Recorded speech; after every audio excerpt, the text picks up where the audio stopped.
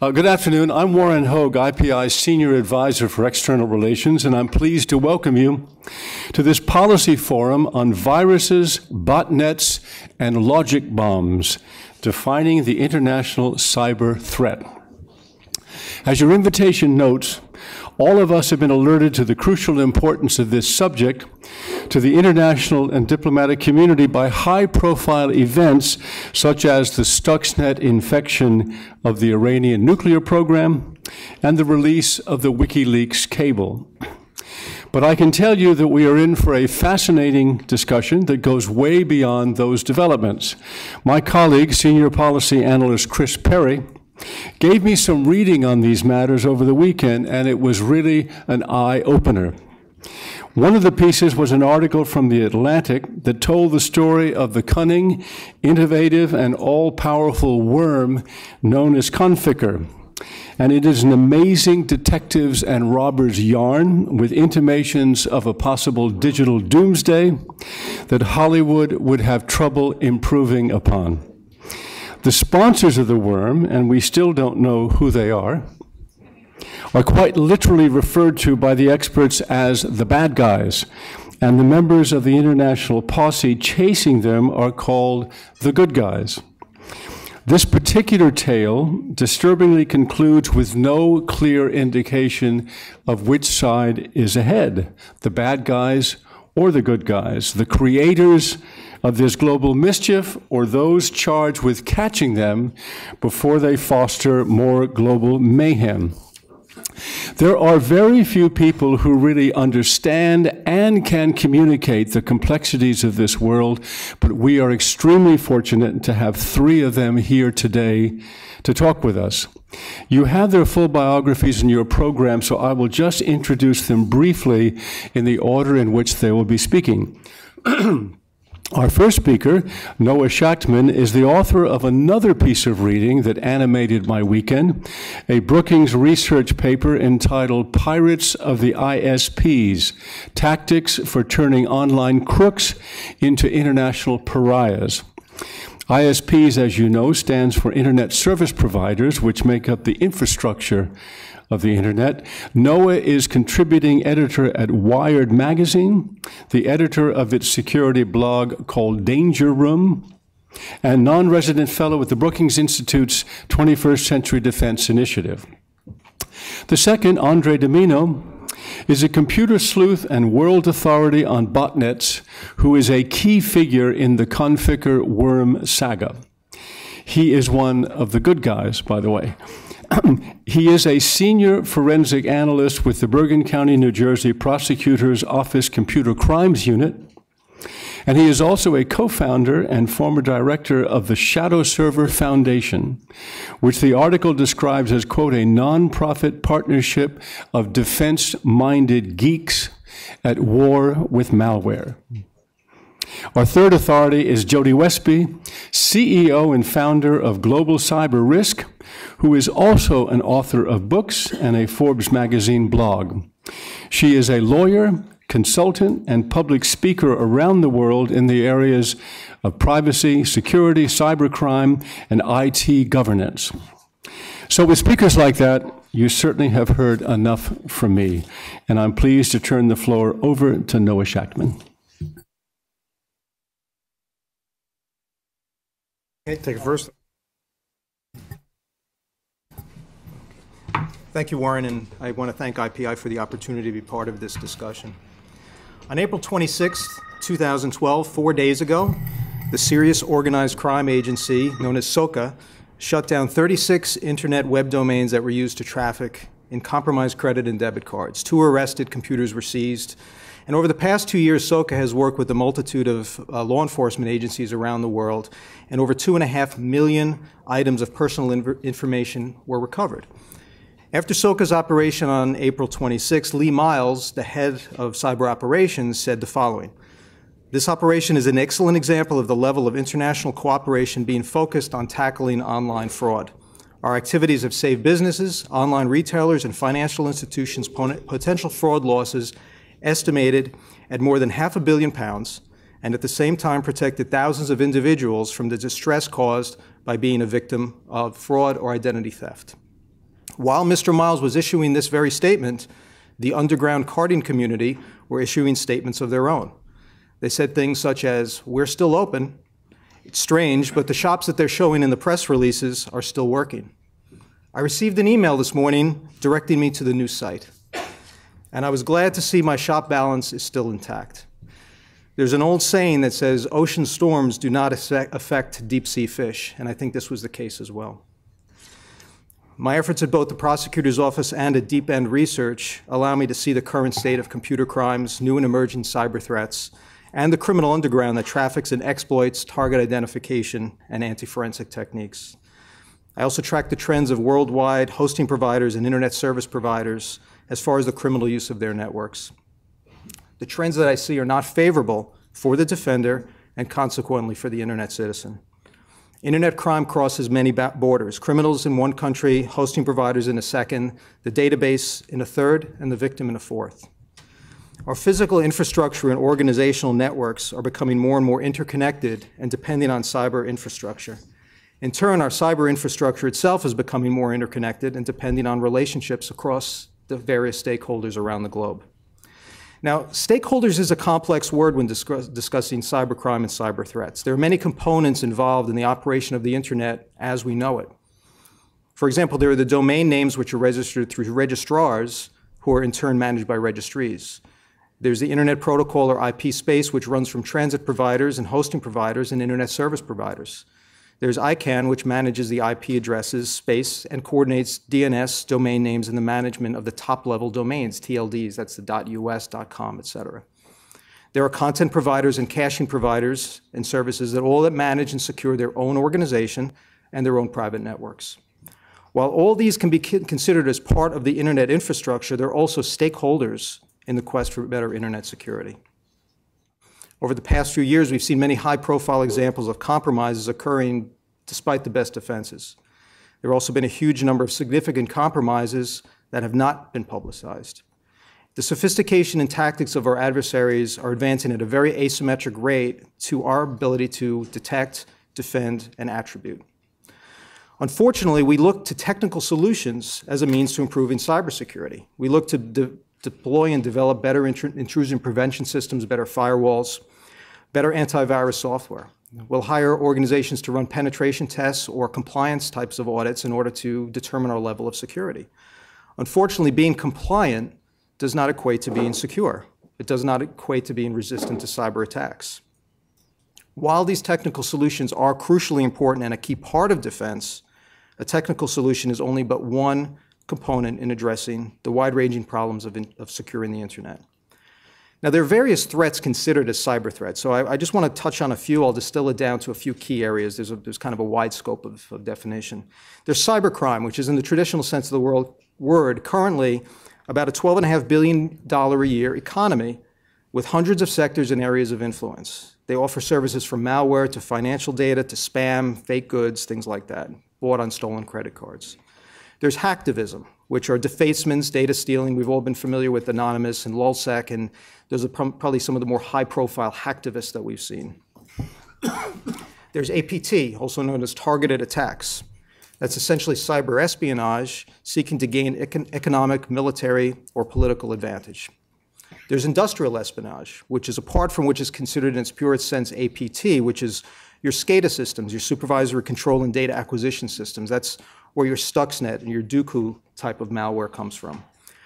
Then you have mobile malware, which is a rapidly evolving threat area. What compounds the problem in the use of these various the use of various technical means to anonymize or cloak the attackers in order to identify from where they are launching attacks or controlling the infrastructure responsible for the attacks. For example, we've seen Chinese registrars use Russian space, and conversely, Russian attackers use Chinese space or space in other locations. Worse yet, the methods and the means for anonymizing or cloaking are often designed to implicate another network for the actual attacks or attack infrastructure. There are open proxies being trafficked all around the world, or the use of a compromised box in which to launch your attacks. We'll often see armchair cyber sleuths attempt attribution of these attacks based upon a limited view or based on the data that the attacker wants you to see, or the view that the public wants to see. And I'm not saying that attribution is impossible. It is very possible and is being done successfully, to this day. However, there are many components that go into attribution, and this is an area that must be handled with extreme care for obvious reasons. There are well-known locations right now, right down to the actual ISP or hosting provider, that are considered safe houses from which to orchestrate and launch your cyber attacks. They may use code words such as bulletproof hosting, and this indicates their resiliency to takedowns. Such phrases such as bulletproof hosting also indicates that the provider may look the other way if criminal activity is run off their system or identified or attributed to them.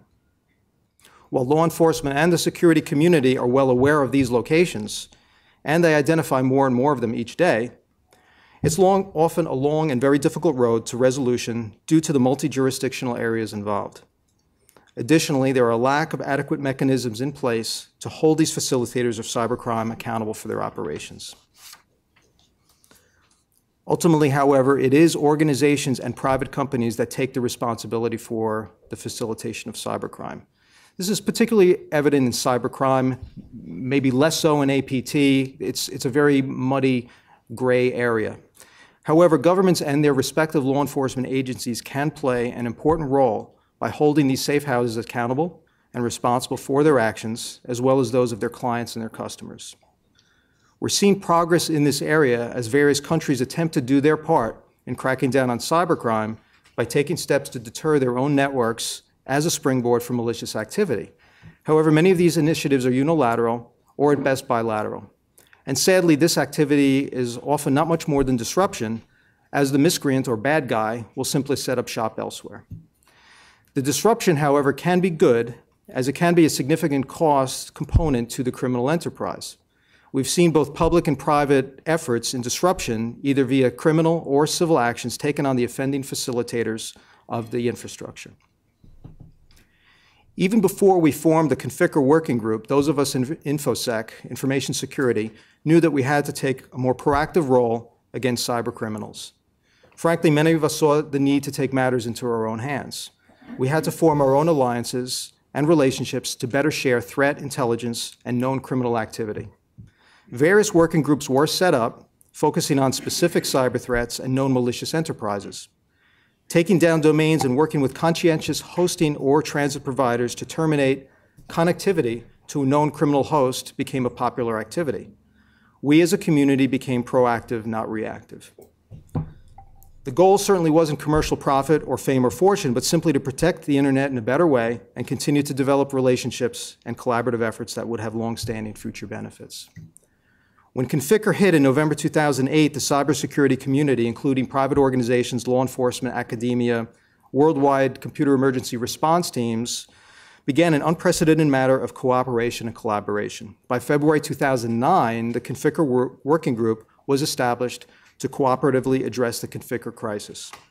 The primary reason that CWG achieved its success in blocking Conficker was the ability to obtain cooperation and collaboration from worldwide organizations. It wasn't easy. There are many considerations and challenges involved. Many of the CCTLDs, which is the top-level domain operators, have direct relationships and coordination with the cyber community, while others were much more limited. Some of them had very broad technical abilities, and some were very limited in scope. Cultural differences and domestic regulations were also a consideration. However, the results of those efforts and the interest in achieving those efforts led to many current endeavors to improve future global coordination and cyber response. Additionally, many countries are now being proactive themselves in reviewing their own domestic regulations and policies in an effort to better streamline their cyber response process, both internally as well as multilaterally. We could not have achieved the results that we did with the Conficker working group without that global cooperation. While the authors of Conficker do remain at large, the Conficker botnet was rendered inert. So what was the secret in rallying these groups? Well, we had a very clear goal and mission. In spite of the challenges and cross-border issues, there was an understanding of the problem. We communicated it very well. And there was a very strong understanding of the ramifications of doing nothing. and there was a good bilateral or bidirectional communication flow as far as what was being done, what the challenges were. To me, the legacy of the Conficker working group is the continued use of working groups focused on specific threats. There are several established communities in place comprised of worldwide organizations, InfoSec researchers, private industry partners, hosting providers, and internet service providers in order to address these problems. Members are vetted into the communities based on their spheres of interest and expertise, as well as their spheres of trust. As with the Conficker working group, the goal is to better safeguard the internet by focusing attention on various cyber attacks and threats, as well as effective relationships and cooperation. So many of us within the InfoSec community, those of us that are kind of in the trenches day in and day out dealing with exploits and the bad guys, we're skeptical of seeing government directly involved in fighting cybercrime. It's a universally accepted within the community that law enforcement, arrest, prosecution is the best deterrent against cybercrime. It's also universally accepted that many of the laws currently on the books are outdated. In my opinion, we don't need new laws. We need updated and improved laws. Updating current laws to more clearly define cybercrime, as well as improving law enforcement's ability to investigate these crimes, would go a long way.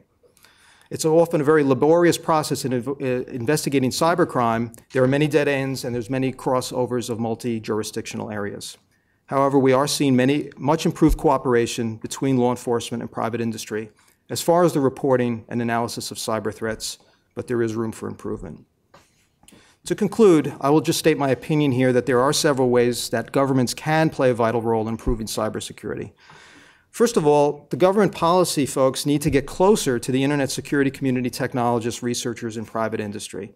There's a serious gap of knowledge and awareness between those driving policy and those dealing with the key cyber threat issues. Some folks propose introducing mechanisms by which the hosting providers, registrars, ISPs, those stakeholders would be accountable for the criminal activities occurring on their networks. Not legally liable, but just accountable in the public eye. This could be expanded to include legislation holding them to be legally liable if not remediated after a certain amount of time. This may be a good longer-term goal, but there still remains that serious gap between policy and technology. New policy and regulation will not resolve the problem and actually may make it worse. We must walk before we run. We must maximize cooperation and collaboration amongst the various stakeholders and raise awareness and understanding as to the best way to drive policy. Number two, we should encourage sharing and responsible disclosure. It's no longer a shameful act to admit that you were targeted and you were the victim of an online attack. The surface area of vulnerabilities continues to widen, as do the attack vectors. Breaking down the disclosure barriers and encouraging the sharing of cybercrime incidents within a trusted sphere would serve to raise awareness of not only the incident itself, but also the types of attacks that may be encountered. Number three, encourage and support CERT teams, computer emergency response teams, both nationally and internationally. Multilateral cooperation among international CERT groups can essentially serve as an early warning alert mechanism across participating nations. In turn, the CERT can notify their constituents via official channels when an issue is detected or reported. A key part of this cooperation would be the inclusion of private sector enterprise and analysis. Developing a coordinated and non-commercial mechanism for information sharing between private organizations and international governments, preferably through their CERT group, would greatly improve notifications and intelligence about cyber attacks. In late March, the European Commission proposed the establishment of EC3, the European Cybercrime Center run via Europol. That essentially will pool resources and collaborative efforts between a wide spectrum of stakeholders, essentially acting as a cybercrime information hub across the EU. This is a very good regional effort, and if organized and managed well, has the potential to be a good model for other regional efforts that in turn can be pooled with each other.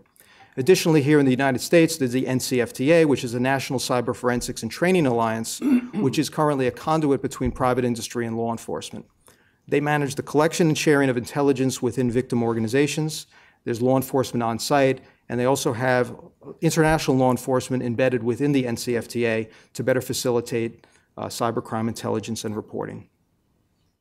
In principle, it is possible to improve our multilateral cooperation in dealing with cyber threats. In reality, however, it's difficult and requires a great deal of consideration to the many facets of the problem. The asymmetrical nature of cyber attacks requires the stakeholders to be as coordinated and informed as possible. This coordination does involve governments, their agencies, law enforcement, as well as private industry and academia. Thank you very much. Andre, thank you. Before I go to Noah, I just want to ask you one thing. Since I raised in my introductory remarks the whole Conficker story, you seem to have updated it now by saying you have rendered it inert. My question is, in the saga of that, there were a couple of instances where the good guys thought they had rendered it inert, only to find some months later it reappeared in a configured form. Do you have reason to believe now that you've really knocked it out for good, or could it pop back up again? Anything's possible. We continue to watch it even to this day. At this point, based on the analysis that we've done and the work that we've done with it, it is inert, it's not doing anything, and we are beginning to have our doubts that it will actually do anything in the future. But we've learned to say nothing is impossible, so we do continue to watch it. Thank you. Noah? Hey, thanks. Chris, Warren, thanks for having me. Andre, I'm totally mad at you because you stole all my best points. Hey, just a quick show of hands. How many people here feel like are sort of technical people? Is anybody here? Okay, one and a half, two? And how many people are sort of more, would consider themselves more policy? Our IT person is standing in the back of the room, did not raise his hand. And other people here, I would generally deal with policy or politics, yeah? Okay. So I'm going to make a bunch of Andre's points then, but on a more policy level. About a year ago, maybe a little bit more, Brookings asked me to do a paper on cybersecurity. And in Washington, that generally means like tearing your clothes, putting on ashes and sacks, and bemoaning cyber war, right? That we're all doomed because the cyber bombs are going to kill us all. However, that's not exactly what I found. And so despite what you might read in the paper or hear on the radio or on TV, there's no, to date, there's no such thing as cyber war. There may never be anything called cyber war. And while there's been one documented instance of public instance of a sort of online weapon being used, that'd be Stuxnet, which helped slow down the Iranian centrifuge program. That's it so far. So you'll hear a lot of talk. You can ignore 99% of it. What I found instead was that there's a real serious crime problem. So for those of you longtime New Yorkers here, I don't know if there's anybody besides me, but you know what I found was that there wasn't the danger of a cyber Pearl Harbor like people have been worried about for a decade or more and raising the flags for, but it's more like the South Bronx circa 1989, where it's such a tough neighborhood. There's a danger that it becomes such a tough neighborhood that no one wants to set up shop there and people move out. Andre cited the figure of $12.5 billion a year of cybercrime. That is, I think, for most estimates, a conservative estimate. I mean, you hear some like wildly larger estimates, like $1 million, bajillion, trillion dollars, which I don't really buy, but a fairly conservative estimate if you factor in both the sort of straight crime, the stealing of your credit cards and your bank information, with the sort of industrial level and economic espionage, you know, stealing of intellectual property, of company secrets. You know, the UK reported last year that was north of $40 billion in the UK alone. So, you know, tens of billions of dollars per year, I think is a good floor for what cybercrime can be. And just to give you another metric of how sort of easy and pervasive cybercrime has become, you can now pay people to pull off the various parts of a cybercrime caper, right? So you can pay people to infect machines, right? So you figure the cheaper that is, like the easier it is to pull off and the more pervasive it is. So right now, the going rate, Andre, correct me if this is wrong, but the last going rate I saw was like to infect 1,000 people's machines is $75, right? That's pretty cheap. It's like dinner for 1.5 in this neighborhood, right? And the variants of malicious software that can infect your machine, that grows by the tens, if not hundreds of thousands per day. I was just at one cybersecurity firm in Moscow, and they get they get tens of thousands of new sort of complaints of new variants per day, and that's just one firm. And the thing that can be particularly worrisome about cybercrime is that it can mask some of the higher level stuff. So a lot of state intelligence agencies will use the noise of this criminal activity to mask an intelligence operation. Because why not? If there's tens or hundreds of thousands of things going on per day, why not just be another fish sort of, swimming in the stream? So while I don't endorse what I'm about to say, just to give you an example of the kind of thinking that goes on, the Pentagon said that the biggest break-in in its history, which was called Agent BTZ, was a pretty crappy, low-level worm that was used by Russian hackers for years, and they claim this worm that infected tens of thousands of computers at the Defense Department was also the work of Russian intelligence. I haven't seen a lot of evidence of that, but it's just to show the kind of thinking that's involved. And so when Brookings asked me to look at a historical parallel for what was going on in network security, despite all the talk about Pearl Harbor and cyber Cold War and stuff like that, to me the more appropriate analogy was actually in the 19th and 18th centuries, not the 20th. And it was the problem of piracy. Okay, so like piracy back then, it could be both a tool of the state. For example, during the War of 1812, the U.S. Navy had a grand total of 23 ships. It also had over 500 ships as privateers, basically as pirates for hire. And also, like then, cyber criminals seem to feel outside of the bounds of sort of state control, right? Outside of the laws, geographically remote.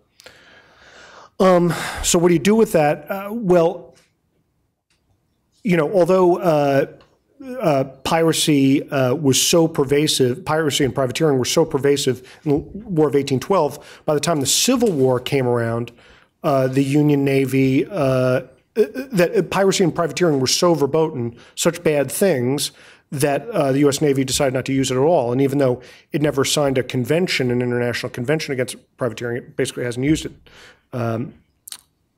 much at all since then.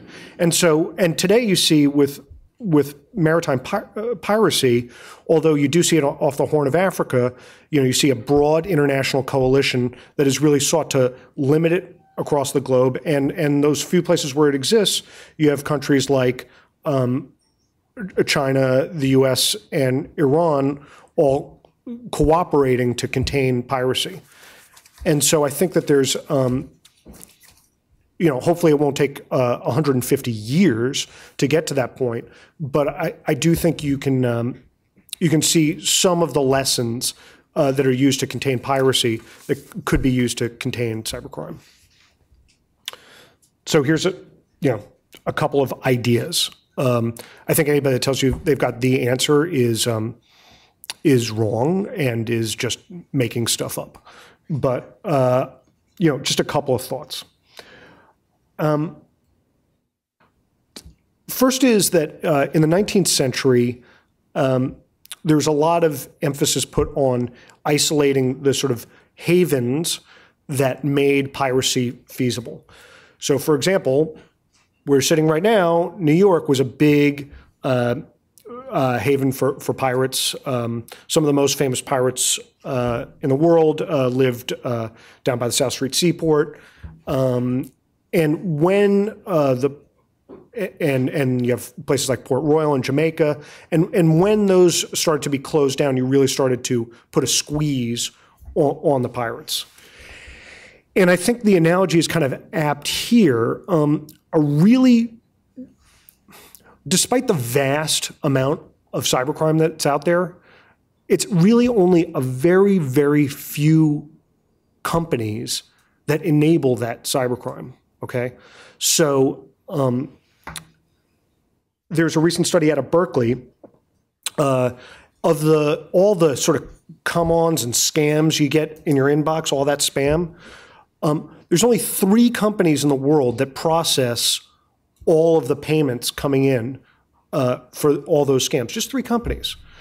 When an outfit called Mikolo, which was sort of a haven for all cyber badness, was taken down a couple of years ago, worldwide spam dropped 70% overnight.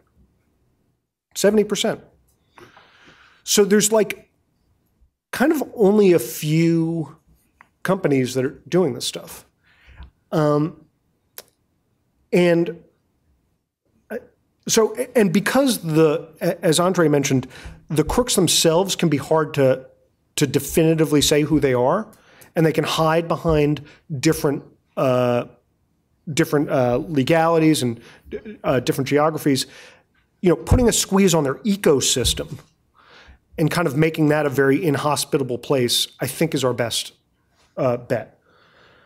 The second thing that happened, scholars of the 19th century will argue, is that piracy dropped when the state took more of a monopoly on violence within their own borders. Now, that kind of state control of the internet's not going to happen here. That's not the way the internet works now, and that's definitely not the way we want it to work in the future. Basically the internet, for those of you who don't know, the internet basically works on a series of handshakes. Okay, there's about 5,000 companies that agree to pass traffic between one another, and it's all done with a handshake. There's very little formal agreements. I think there's something like 2% of those agreements are actually written down in paper, and the rest are just totally informal. And the biggest of these carriers do cooperate to stop some of the bigger threats to the internet, but they only do it when it's in their economic best interest. So when you see big distributed denial of service attacks, those are when millions of computers will kind of go attack one server and just basically request stuff from them, overload them with requests. When those kind of attacks happen, you see very quickly that the biggest carriers cooperate between one another to shut those down, okay? Why? Because to carry all that traffic is expensive. And to carry a lot of excess traffic to make sure that all your clients will be online when those attacks happen, that's really expensive too. But the thing is that the more sort of insidious crime, stealing of bank account information, the sort of economic espionage, that's not at the moment very economically, it's not in the carrier's best interest to stop that, because it doesn't. All the costs are on the victim. None of the costs are actually on the ISPs themselves. So the question is, like, how do you encourage them to operate in that manner? Let me say first, just before I get to that, and I've got some ideas, a lot of them are sort of US centric. And part of the reason of that is because a lot of the worst of the worst are actually here in the US. And so I think that America's kind of got to get its own act together first before it starts shouting too loudly about cybercrime coming out of China or Russia or any other place. Let me say also that I do think that there's a growing international consensus that while countries really disagree on whether cyber weapons, I'm not even sure what that means, should be illegal or not, or whether cybersecurity means security around data or around harmful information. I think there's a lot of agreement coming out about trying to jointly address cybercrime. You've seen officials, especially in China, really talk about working with the U.S. to do joint investigations of what's called double criminality, things that are illegal in both of our countries.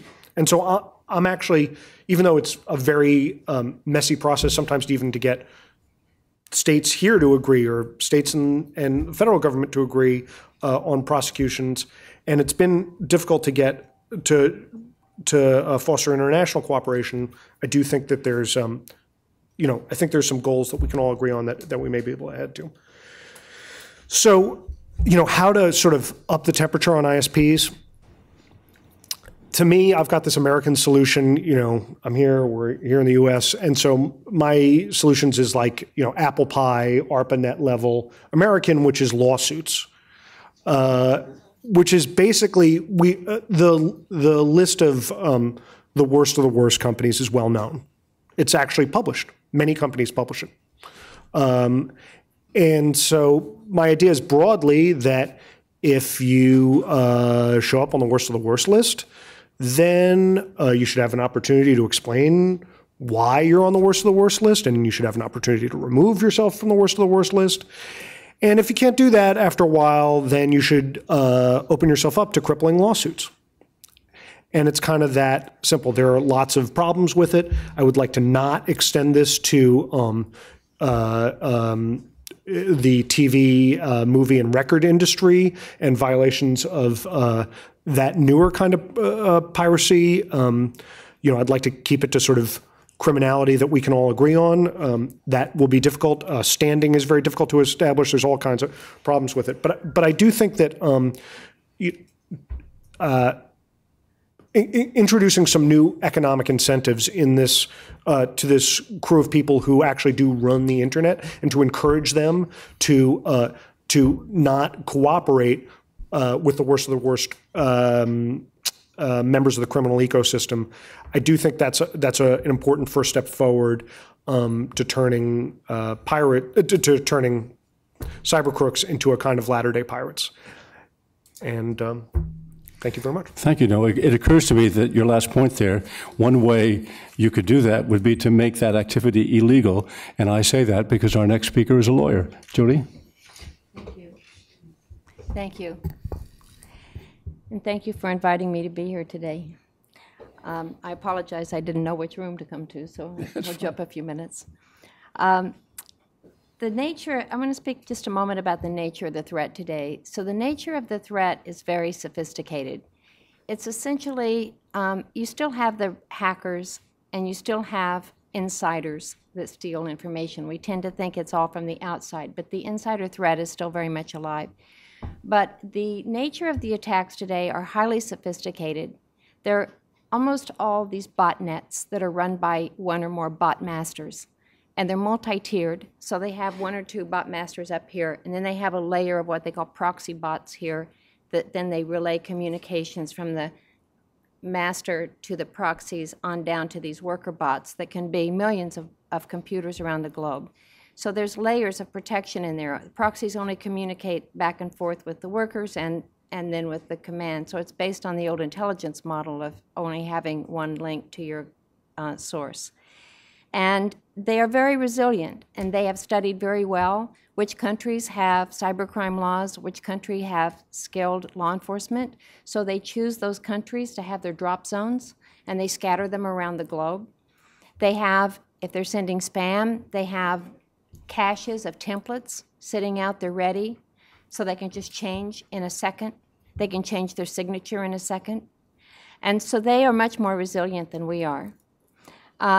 The bad guys are basically the rogue actors, the organized criminals, and nation states. The purposes are for intelligence gathering. To make money. This is a high money crime for the organized criminals, and it's almost the perfect crime because they rarely get caught. And as my colleague just pointed out, we bear all the cost. The victims bear all the cost. These crimes occur for a business advantage. People that make money by the minute, like online auction sites, gambling sites, sites that depend on being up.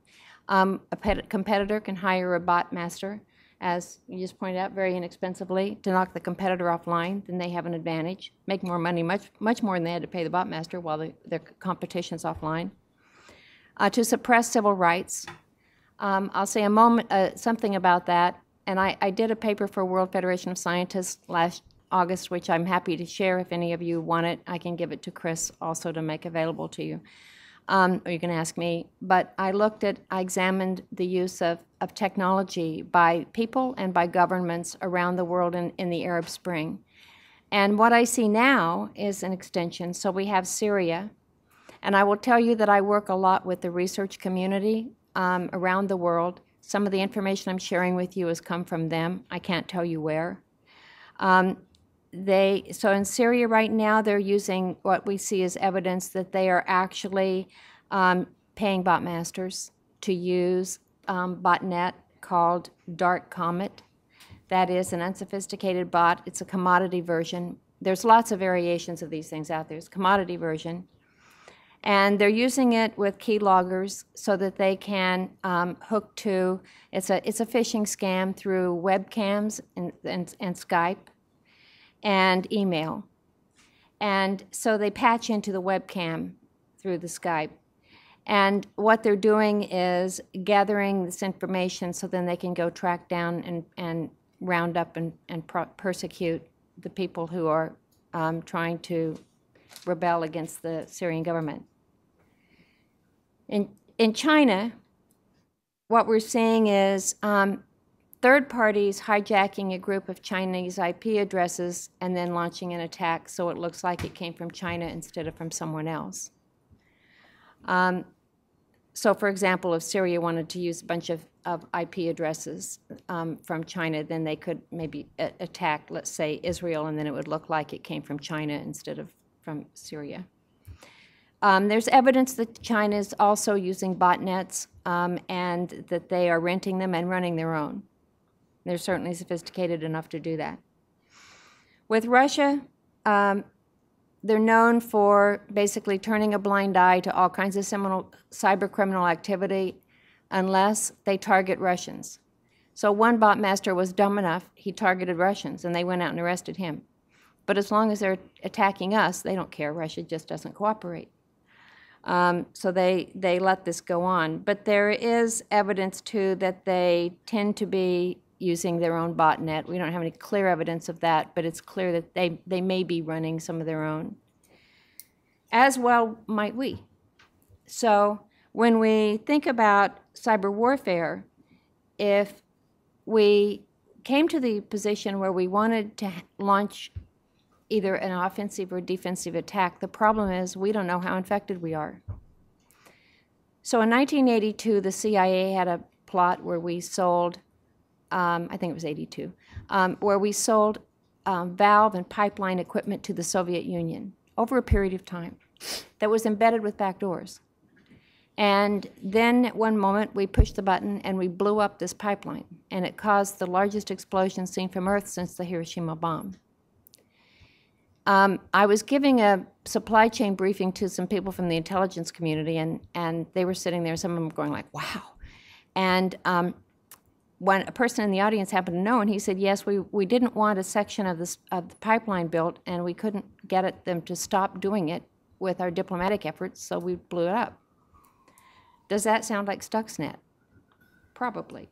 I mean, I think Stuxnet probably it had nation-state involvement in it. So we have very serious issues with the fact that we have people all over the place with computers infected.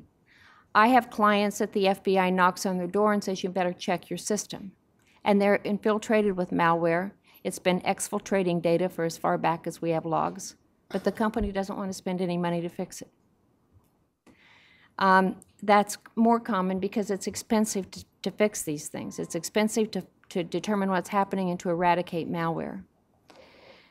So we have an issue with with the sophistication of the threat, and then they get into the system, and lots of people, you probably do this yourself. You know something's wrong with your computer, it's running slower, you don't know what it is, but you just keep using it until it stops. When it stops, you finally have to stop and do something about it.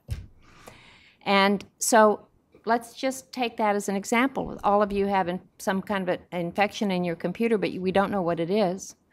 So if we decided we were going to launch an attack against the Chinese, for example, and they pushed the button back, they could blow us up. So maybe launching an attack is going to result in our own destruction because we don't know what we don't know. So it's a big problem. There are technical issues, but actually the technical issues are not as big of a problem as the rule of law issues and the lack of law in different places. And then a third category is the lack of what I call this huge growing lack of customer service on the part of social media companies, cloud companies, and some of the software service providers. So when we have let's take the rule of law part. You have cybercrime laws. We have our cybercrime law. It's a pretty good law. It's not as good as it should be, but it's pretty good. And we have the Council of Europe Convention on Cybercrime that was signed by about 40-some countries and I think ratified by 32, including us. But there are about 250 countries and territories connected to the Internet, so that's not really doing very much. It's been out there for 10 years, so let's face it, Council of Europe Cybercrime Convention is a good model to look at, but it's dead. It's not going anywhere. So when you have countries that have no cybercrime laws or have very weak cybercrime laws, what we have is the ability then for criminals to take advantage of that and the inability to really properly investigate cybercriminal activities. The reality is that when cybercriminal activities are occurring, we have the Internet with no borders and boundaries, but cops and prosecutors and government officials do have boundaries, and they have to stop at their state borders, and they have to request assistance. And we have two paths. One is a mutual legal assistance treaty, or a letters rogatory process. They both go through diplomats and then into the courts, and the letters rogatory process can take months, the MLAT process can take weeks, and this is when seconds matter. So what it really comes down to is informal relationships, as my colleagues have pointed out. And it's whether the researchers know somebody, the law enforcement knows somebody, they call up somebody in another country, they say, well, we'll cooperate. And they go, well, you know, just hold it and I'll go through the process, just hold the evidence. So if we're lucky enough to get somebody on the phone, first of all, many of these countries don't even have trained law enforcement. So if we get someone that's lucky enough to get someone on the phone, and you think that, and they actually could know what to do to go out and search and seize evidence, then you have the issue of, if it's a mutual legal assistance treaty, there may be a dual criminality provision where it has to be a crime in both countries, or there may be extradition problems. So, and then you have evidentiary issues if you get the data back with chain of custody and all the things you have to do to introduce it into court. You see why this is like a road to hell. It just goes nowhere. It's very, very difficult. So we have to fix that. I led the development of the International Toolkit for Cybercrime Legislation, which I worked with the International Telecommunication Union to do that. It's sample language. It's out there. And member countries commented on it, and we're ready to release that updated version. But it's something that countries can use, at least, to develop cybercrime laws that would be harmonized with the other developed nations and the Council of Europe. That would be a big advantage. Having points of contact around the world would be of another big advantage. IMPACT, which is the International Multilateral Partnership Against Cyber Threats. What an acronym. The guy that developed that, actually, he's won Mercedes in cars because he wins all these contests. It's amazing. But IMPACT is in Malaysia, and it's the actual operating arm of the ITU's cybersecurity agenda. And they have a point of contact network now. It's only for law enforcement. I keep telling them it has to be more than the government side. But it's a start. They have about 130 countries that have signed up for that. So that's a good start. So we must do that. On the social media software as a service cloud provider, I'll be brief. I wrote a blog for Forbes about how social media companies contribute to cybercrime. If you're interested, it tells more about it. Basically, they don't want to, they want you to sign up and take their service, but they don't want to give you cooperation or assistance. Try to call Twitter. Try to call YouTube. Try to call Google. There's no phone number. No phone number at all. They want, you know what they want to do to get your own records? You sign up for the service, you pay them. You know what they want you to do to get your own records? Let's say you have an employee who does a bunch of stuff and you want to investigate this. They want you to file a lawsuit or civil action, issue a subpoena, and then personally serve it on them with a process server. And one of them, I forget which, requires it even to be done in California. This is crazy. You have companies saying they're worth $100 billion. They're getting rich off the back of investors' money, and they don't want to service the customer market, and they're contributing to cybercrime because if we can't get the data, we can't track and trace. We also have a problem before I move this space of within the U.S., we tend to think we're perfect about this, but we're not. We invented the internet, but we're only 12% of the online population. Congress sits there and thinks they can do everything. They can do very little, actually. And then we have the issue of our own law enforcement. Do you know that in Washington, D.C., we don't really even have a cyber task force in our police department? I periodically call them and leave a message just to see if someone will call me back. I had a client once who actually she was in danger, and I went to the police department. I went to the FBI, and they said, "No, this is too small for us. You know, we can't do this." And I said, "Well, do you have a contact for MPD?" "Well, no, we really don't. We never get anything out of them." And so if we don't even have our own local police forces skilled, then we're hindered over here as well. Now moving to the other side, if we go to nation states, there's this whole other area of gap. And the gap is looking at the rule of law as it deals with armed conflict. And there's a huge gap in this area. And one of the things I advocate is cyber peace, and co-authored the book, The Quest for Cyber Peace, with the Secretary General of the ITU. And my position is that the internet was invented to ensure minimum essential communications in the event of a nuclear attack. And I think that concept of minimum essential communications today needs to be taken to say critical infrastructure so underpins our society and the guaranteed rights that we are afforded under international law, that there should be international agreement about the minimum infrastructure that should not be disrupted, that should be sacrosanct against attack, so that societies can continue and basic services can continue. I set all that out in this book. It's free. It's in 6 languages. It's out there. The ITU has it posted. It's free. But we need to have some assurance that there's infrastructure that won't be interrupted, and modify the laws of armed conflict so they apply to cyber. They don't now, and there's huge gaps, and no one's sure what to do. And when people are uncertain, they often go on the conservative side. And so I think we have to address from a nation-state area how we're going to prepare. I just ran a scenario through a program that we did for the largest security conference in Washington. And we actually ran the scenario through of, you know, a private sector power company and utility company being attacked and trying to get cooperation, deciding they need government assistance. Then someone gets panicked because the researchers get this. It's all over the internet. It's on Twitter. The companies can't control it. People are afraid people are going to panic. People are thinking the water's going to be contaminated. So there's starting to be a real sense of shut down a portion of the internet so we can just stop this and get people to stop panicking. No one has the authority. It's real. We continue to talk in this country for 10 years, but we haven't walked. So we have a lot of work to do, and we really need some leadership around the world to try to advance the issue. Jody, thank you. Panelists, thank you. We have about a little less than 30 minutes for questions. I would love to see some hands, and I'll call upon you. If anybody else would like to take a couple at the same time.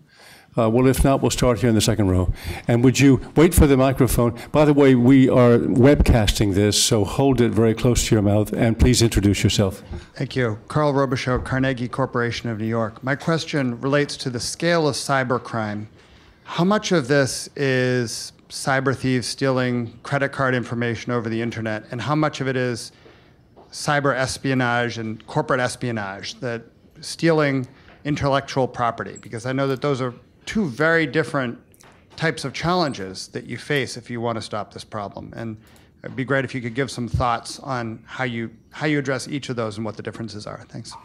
Could you all remember that. So I want to go to a second questioner in the back. This gentleman.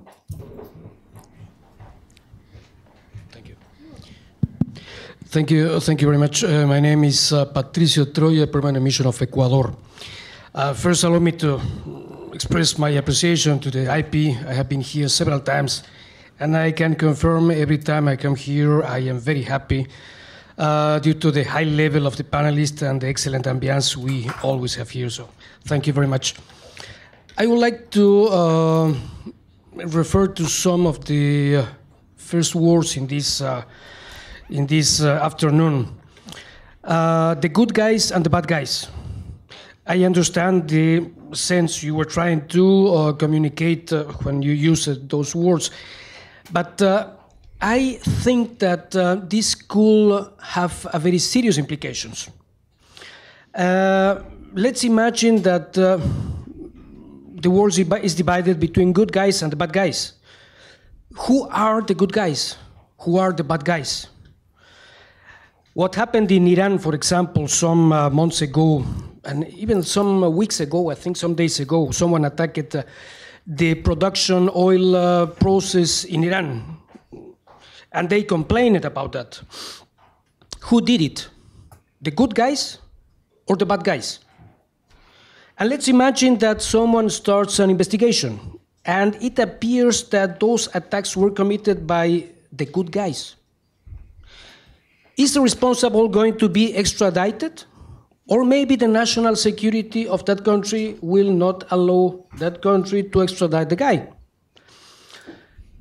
And I am mentioning this not only due to the very concept of this debate, the good guys versus the bad guys, but also due to the legal implications we can have.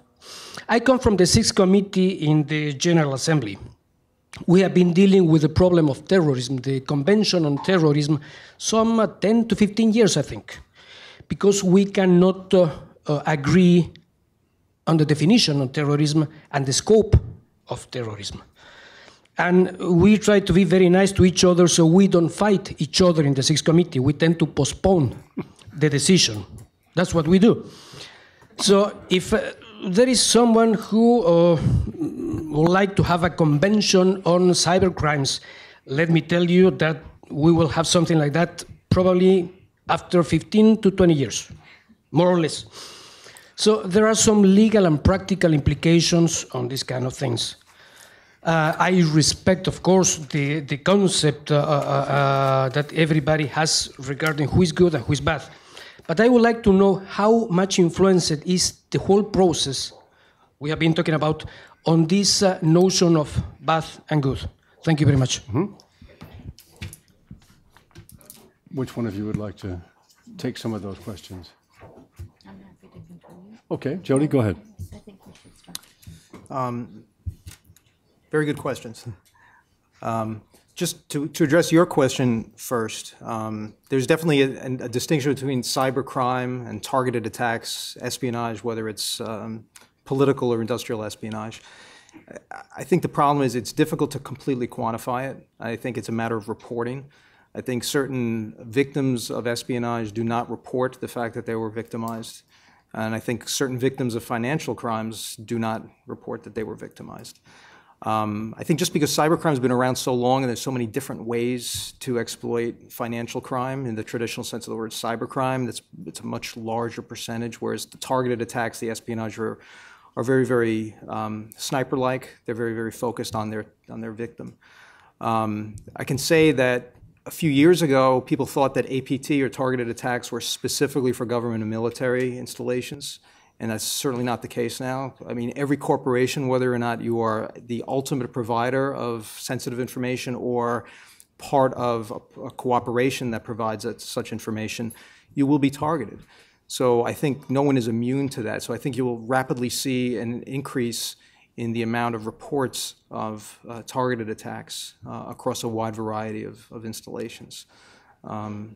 So, I don't know if that completely answers your question. It's very difficult to quantify. I think what financial companies can report, and they do report and are willing to report, that you can get an accurate gauge of it. But on the targeted sense, it's a little more difficult.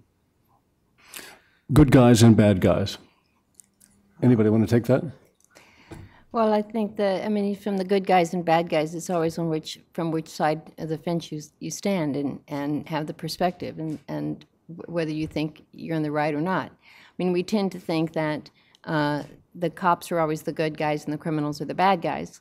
But some of the researchers, are also good guys. But then I think sometimes some of their activities, depending on what they do, may start slipping over into being the bad guys. Because they're out there breaking laws while they're doing the research. But they, on the whole, are doing more, but that doesn't concern me very much, neither does the definition of cybercrime. I think the definition of cybercrime has fairly well been put out there by the Council of Europe, by all the developed nations' laws, and in my opinion, you don't spend time doing that. You just define it as best you can. And take for Estonia, for example. When Estonia was under attack and Russia wouldn't cooperate, there wasn't any denying that anybody thought what was happening was a cyber attack and it was cyber criminal activity going on. But if someone wants to say it's not, then if they can stand there with a straight face to the international community and say it, fine. But we don't have the time, as the gentleman points out, to argue about the definition of cybercrime. For the value of money, I think it's in the trillions. I think it's way, way, way underestimated, because these surveys go out and they mainly are focused on breaches. No one has begun to even look at the IP and the cost of intellectual and confidential data that's been stolen, and loss of market share and hits on stock prices. And when you start looking at all of that, when you look at Nortel that had malware in its systems and exfiltration going on for 10 years, and basically they believe they stole all their intellectual property. What I'm seeing in companies is this dollar amount is absolutely astronomical globally, and it's underestimated, not overestimated. How about when a good guy unknowingly becomes a bad guy? For instance, this brings it down to a very small level. As I understand it, my computer down on the 4th floor could be in thrall right now to a bot master, and I wouldn't know it. My own computer would continue to function. That's awfully hard to detect, isn't it, when there's no symptoms, no evidence? Go ahead. Right. I mean, if you're using a Windows machine right now and an old version of Internet Explorer and no... Yes to both questions. Yeah, and like maybe no updated antivirus program, which actually means more of a comprehensive security program, the chances that you're participating in something like that are like pretty good. The IT man, by the way, is no longer standing at but I think focusing on the good guy, bad guy comment there, I mean, I think generally speaking, okay, when like security researchers are getting around, or talking amongst themselves, what they mean by good guy and bad guy, it's not as much a value judgment. It's like the person breaking into the computers is the bad guy for that moment in time, and the people trying to find the person breaking into the computers is the good guy. And so I wouldn't assign too much of a global, capital G, capital B, good and bad there. I think it's more a term of art than a statement of moral worth.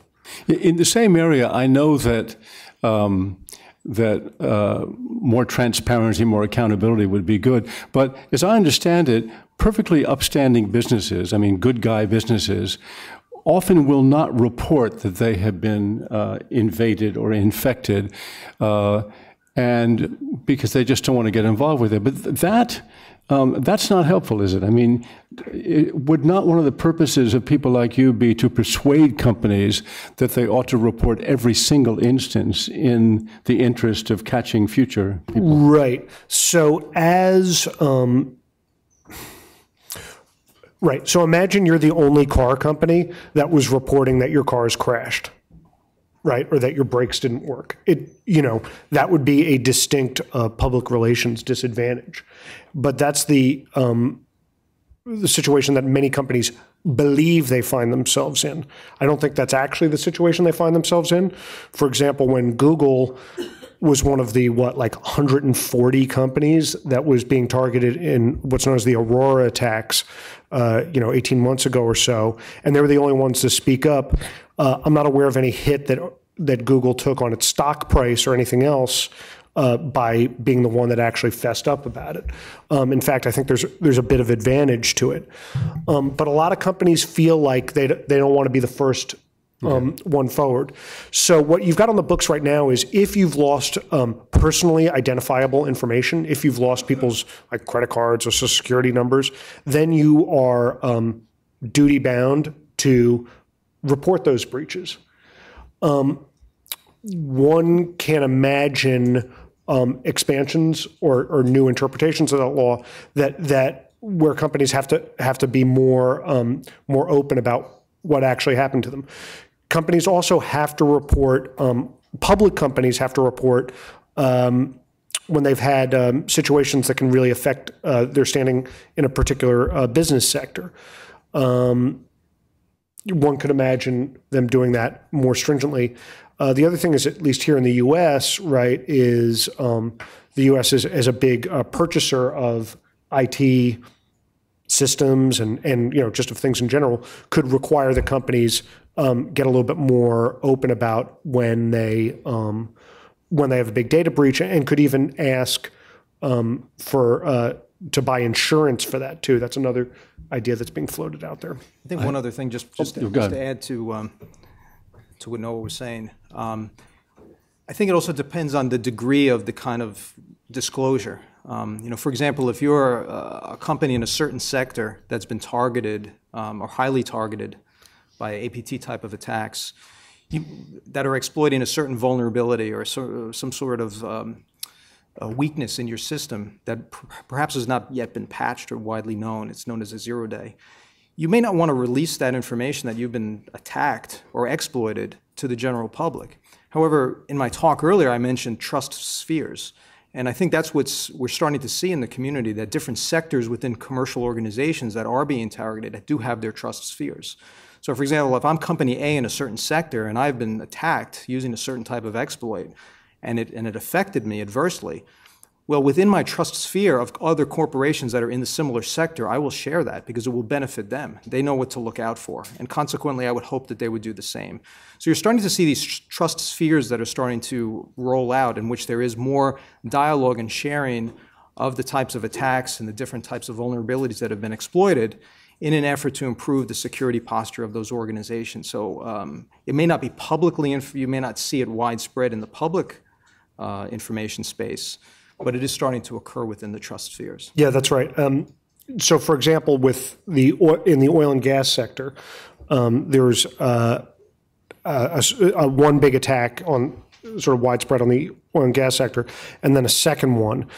During that second attack, the big oil and gas companies here in the U.S.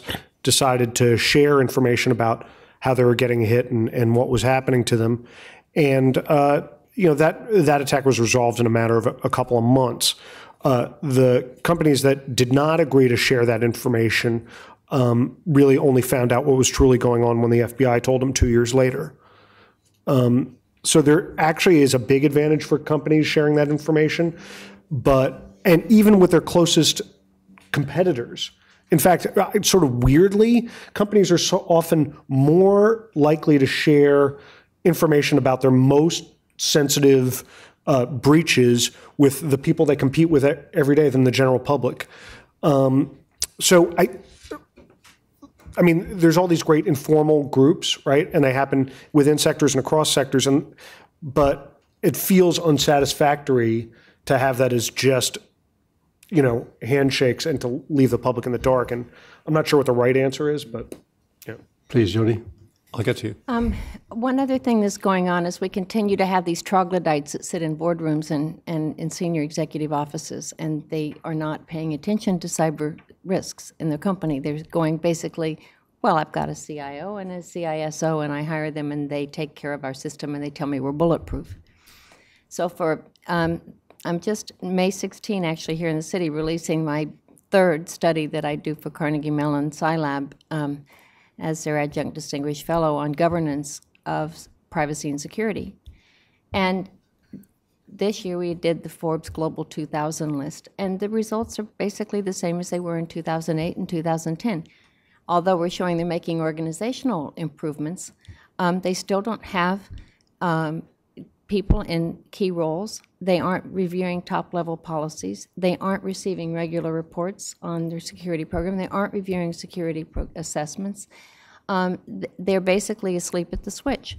So what I'm seeing now with the nature of these threats is some of the CISOs don't want to really tell senior management what's going on because they're afraid they'll get fired in a job market that's not very good. And so I think it's really putting people in a bad spot because they don't have the support of management. They're not reviewing their budgets, giving them the money they need. And so then when something bad happens, it's all your fault. And this is a big problem. We had last year, 2010, 65% of companies said they did not even review cyber insurance coverage. This time it was 58%. I don't think the difference was any improvement. I think that they went down. I think it was the number that skipped the question. So it's not just a question of how companies respond and share information and react. It's also how senior executives and boards of directors govern their digital assets and the privacy and security of those.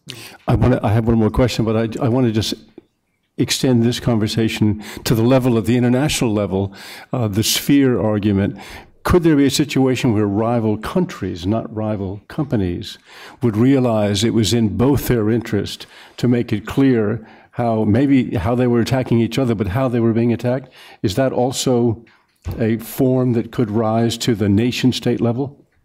Yeah, I agree. I believe it is, and I think you're starting to see that. I mentioned the NCFTA earlier. They're doing a great job in trying to bring nations that are kind of, everyone tends to point the finger to them as being the harbinger of cybercrime. And they're trying to bring law enforcement that are part of those countries into a cooperative nature and a cooperative communication dialogue in an effort to say, basically, you guys are getting a bad rap because these sort of things are happening on your network, and this is what needs to happen. And it's a long haul, and it's not easy, and there are some countries, frankly, that will just not cooperate. However, the marginalization is starting to occur, and then people can quickly identify, on one hand, just rattle off the countries that are known to be not cooperating. And I think to their detriment over time, that will be very, very apparent to those in a wider audience. So I think that you will start to see more of that. Well, and NATO set up this cyber center after Estonia, and so countries are sharing information there, and Interpol does a great job of sharing information, and so they do. I think there's a lot more than we realize. Mm-hmm. Mm-hmm. I have two questions. This gentleman and then in the back of the room. Thank you very much. My name is Eddie Mandry with Global Kids. My question is actually related to the last comment. There's a really interesting article in the BBC today about the Operation Locked Shield that happened in Estonia about a month ago. That was at NATO's Cyber Defense Center. Just trying to figure out to what extent can governments collaborate? Do such initiatives add value and add capability in the ability to prevent cyber attacks that could affect critical infrastructure, whether it's nuclear power plants or the power grids in the country, pipelines? Is this kind of cooperation that this example shows, is this kind of cooperation necessary, valuable, and can it continue? Thank you. And now we'll go to the last question in the back of the room. My name is Rauf Kader. I am with U.S. Federation for Middle East Peace. Now, my question is, what's your advice, to give it to the individual? Like, we use a lot of software programs, and the spy, the spam, and so on. But this is not enough, because sometimes when you try to unload that program, it makes your computer go crazy. It doesn't work anymore.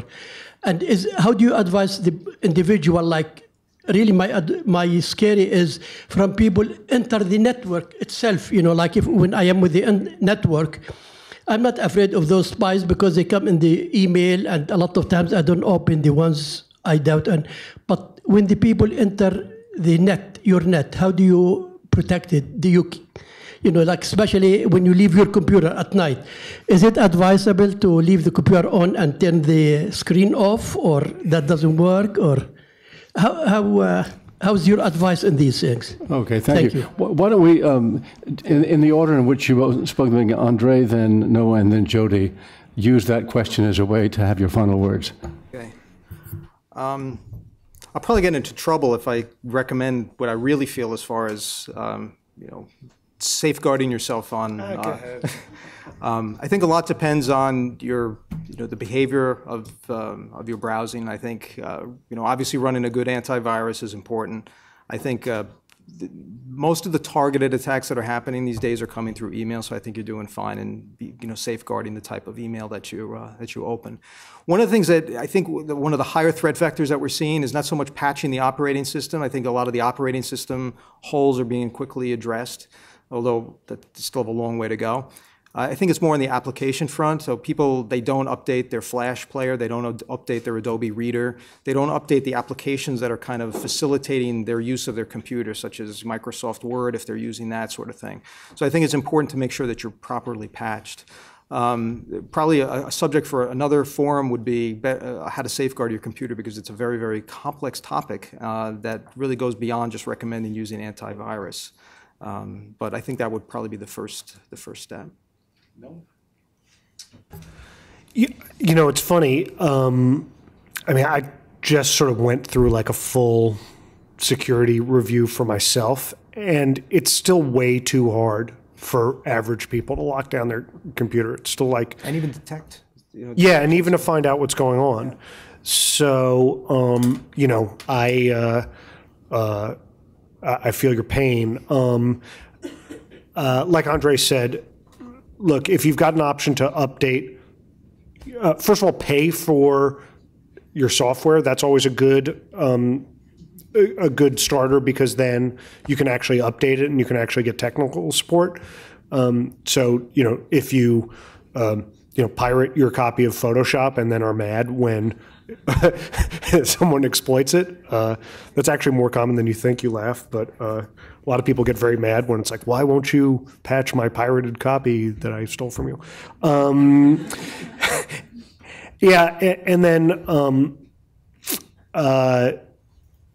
if you use Macintosh products at the moment, you're probably a little bit better off, but that's going to disappear pretty soon.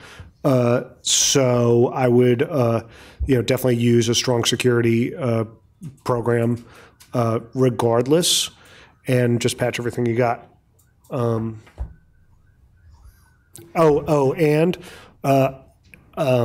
there's some really cheap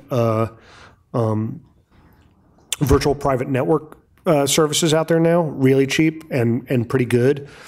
I just started using one called Ytopia that I like a lot, and I'd recommend those too. Virtual private network creates an encrypted tunnel for you to communicate in, so it guards against a lot of malfeasance. Jody, what reassuring words do you have to end this session? That's a great suggestion. Cyber mechanics we're pretty bad at, largely for the reason Andre pointed out. The complexity of technology is just stupid. We want it to work like our phone. We pick it up, it works. We turn our TV on, it comes on. And it's too hard. Antivirus programs now, the botnets are working such that they go in and they disable the antivirus software. They stop it or they change it so it won't detect them. And so now we're sort of in this gray space where there's some new services coming out to help deal with this new threat. And unfortunately, that's probably going to be an added cost for the consumer. So we really have to do some things to try to help people deal with these issues more economically and more practically and more swiftly. For the country cooperation part, we can cooperate with any country we want to, and we can share information. The problem we have is if we want to act. So if countries want to go ahead and act, then that's where we fall into this gray hole of laws of armed conflict. There's international laws of armed conflict, Hague Convention, the Geneva Conventions, and it's a huge body of law that's basically been enacted around the world. But if countries haven't enacted it in their own national laws, then that's where the uncertainty plays. So we don't really have that space addressed. So if countries want to act together in concert, they're only going to do it covertly or, based upon some agreement between them. Jody, you said earlier that there was a lack of law, but are you now saying there's a lack of that the existing law, if properly applied and complied with, would be okay? No, see, the laws of armed conflict now deal with words like land, air, sea, territory, armed conflict. And so when you just take the words of NATO treaty, the UN Charter, the two basic ones. But even if you go to the major underlying Geneva Conventions and Hague Conventions and UN Charter, you find that over time they have been amended as from the time it went from Army, they amended it to Navy. Then they amended it again for airfare, and so air warfare. So we must amend it again because trying to put cyber into the context of the international laws, it just doesn't fit. And so you end up with a lot of uncertainty about how to make it work. And in the chapter in the Quest for Cyber Peace book, I think I condensed this down into a pretty good summary. If you're interested in the topic, it's a few pages and give you a good picture. Good. Well, panel, thank you very much for a fascinating conversation. Thank you all for your attention.